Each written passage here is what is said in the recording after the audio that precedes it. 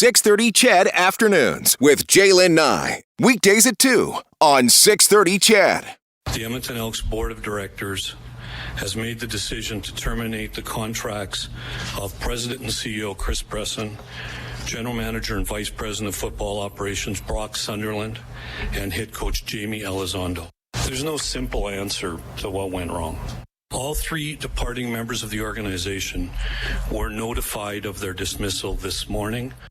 The Board of Directors determined that our significant on- and off-field problems required changes at the senior leadership level. Well, and there you have it at 3:07. If you're just joining us this afternoon, after one of their worst seasons in decades, the Edmonton Elks have fired the head coach and top office bosses. If you've been tuning in over the last 90 minutes or so, you heard live coverage of the announcement right here on 6:30 CHED, Elks Radio. Morley Scott, your play-by-play voice of the Edmonton Elks right here on 6:30 CHED, was stick handling that. I'm not sure that works in a football analogy at all, but Morley Scott sticking around to let me pick his brain just a little bit more. Hey, Morley. Hey, Jaylen. Expected or not?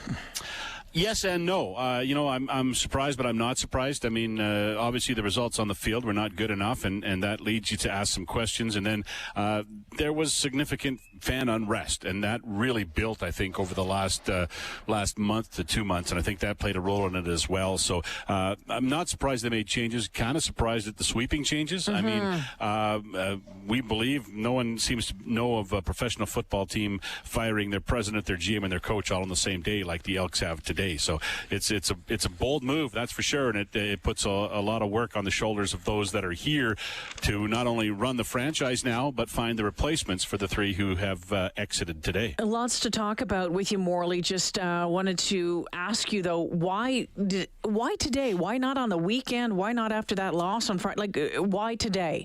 I just think it was the right time to do it today. I mean, you need a cooling off period. I mean, you want to get your best media coverage. You do it on a weekday as well.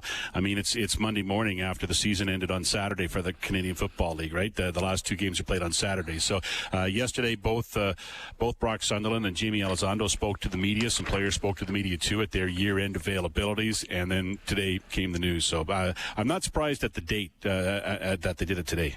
What went wrong?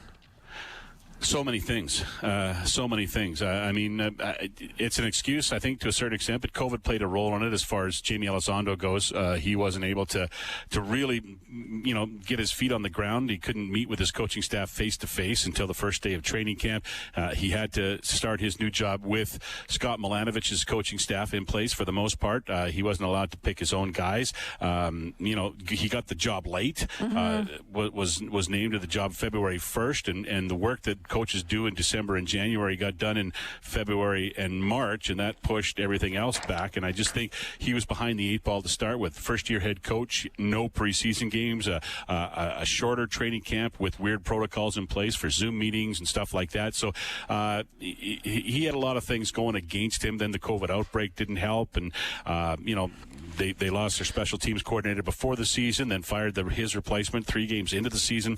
There was a lot of things that went wrong on the field. A lot of players didn't play up to their capabilities. A lot of players didn't play as well as they should have, or didn't play as well as they have in the past. And I think that was a big part of it as well. And then not winning at home doesn't help.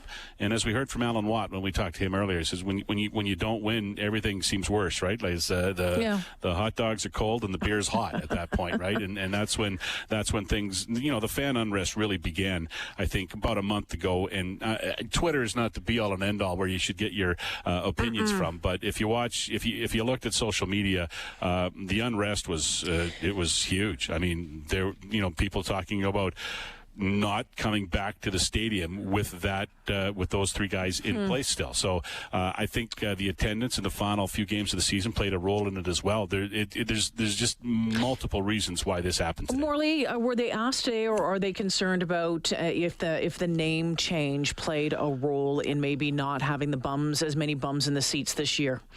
I don't think it did myself. I'm sure it played a role in some, but I think it also, the change in the logo, I think it also energized the team marketing-wise and energized the fan base a little bit at the start of the season.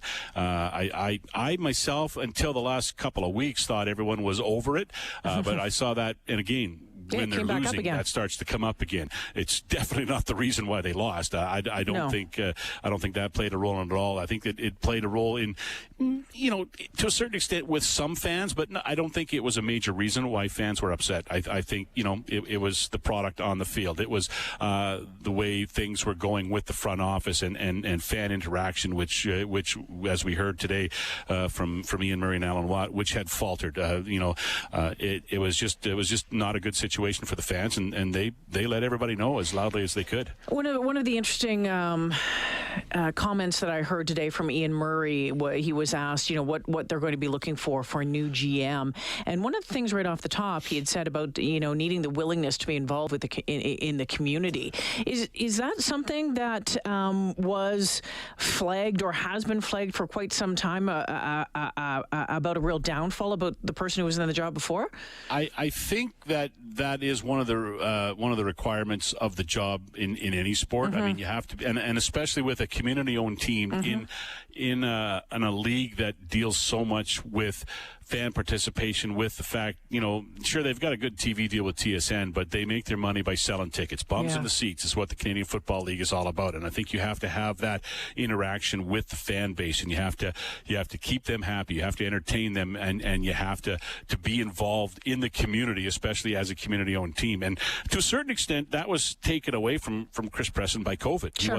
He wasn't allowed to do that because of the COVID rules, and that wasn't his fault. But for whatever reason, they decided to make the change. As we talked about, multiple reasons were in it. That's part of it, but that's a small part of it. There's many other things, too. So we know that Alan Watt, who is the team's executive director of marketing, has been named the interim chief operating officer. The board now working towards getting a new CEO in place by the end of January. Interesting that Wally Buono has been called on to consult and advise the club in hiring a new general manager. So they're looking at that, but I think for the fans, for those listening right now, I mean, and we heard it often during this news conference today, it was about re-engaging those fans and listening to them and their concerns. So what's going to be done on that front to try to build that trust back up again? I think, and we talked to Alan Watt about what you're going to do first, and they're going to have focus groups. They're going to have events for fans, when they're allowed to, and they'll have to do it under certain COVID rules as well. But they just have to reach out to the fans, and they have to say, the plan is to reach out to the fans and tell them that they're listening, that they know things are broken and they want to fix them, and they want their fans to be patient with them, but to know they're trying to fix them. They want to hear what's wrong, and they want to try and fix it. And as both men we heard from today said, we're going to start that immediately. So I think they'll be reaching out to first season seat holders, especially the ones who have not renewed for next year as the renewal dates go by, and to the ones that have renewed even, and just say, well, all right, what would you want to see differently? What can we change to make your game day experience better? And that's a big part of it as well. The game day experience really took some knocks this year as well. Just the fact that people want to come to the stadium, and at some point in the evening, it doesn't matter what the score is. You want to talk about something else you've seen on the field, entertainment-wise, whether it be pregame, whether it be just on the sidelines, or whether it be halftime. There has to be more to it than just the football game, and that again, it gets worse, Jalen, when you go 0-7 at home. All of a sudden, everything else, people are disgruntled about more things, and rightfully so. Lots for the team to work on here in the next number of months. And it's not that far away before training camp will start up again. And here's hoping that things have been shaken up. Well, they were shaken up today, but things will settle down and get back in place, and we can move on and have a much better year next year. Morley, long day for you. I appreciate you making the time for me this afternoon. Anytime, Jalen. Good to talk to you as always. Yeah, go home and have a nap. You know it. Morley Scott checking in this afternoon, your play-by-play voice of the Edmonton Elks. So, yeah, just a horrific year for the team. 3-11 season. The Elks finished in last place in the overall standings.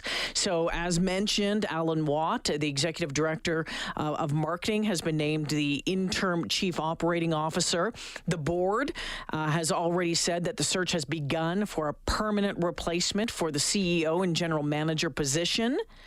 So that work is underway. They plan. The board saying it's aggressively working to have a new CEO in place by the end of January. Middle to the end of January. So, stay tuned for that announcement. And Wally Buono has been contracted to consult and advise the club in hiring a new general manager. They say that person expected to be named before the end of 2021, so the team is well prepared for the beginning of free agency in February.